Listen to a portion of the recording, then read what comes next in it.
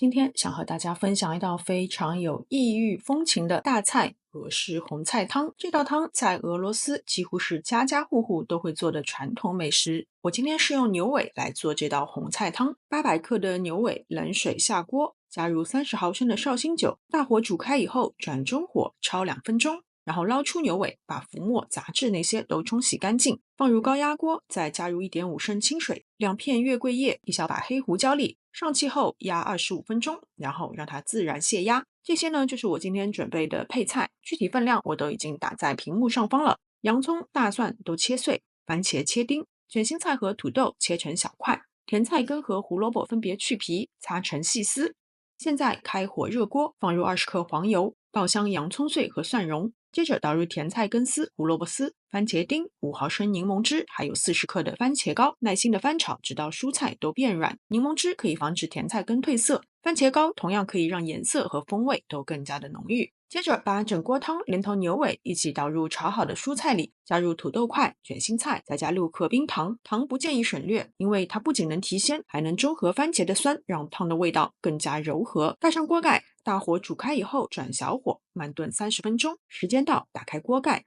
加入5克石螺碎、15毫升柠檬汁，再根据自己的口味加足量的盐和现磨黑胡椒粉调味，尝一下味道合适了就可以装盘。建议用白色的浅口盘，挖1大勺酸奶油放在中间，再摆上1只石螺，一碗色香味俱全的俄式牛尾红菜汤就完成了。酸奶油它是俄式红菜汤的灵魂，能中和汤的浓郁，再增加一层清爽的奶香。汤汁浓而不腻，牛尾软糯脱骨，各种食材的美妙滋味在口中层层递进，配上一片黑麦面包，就是一顿完美的异国风情大餐。好了，今天的视频就到这边，非常感谢大家的观看，我们下次再见。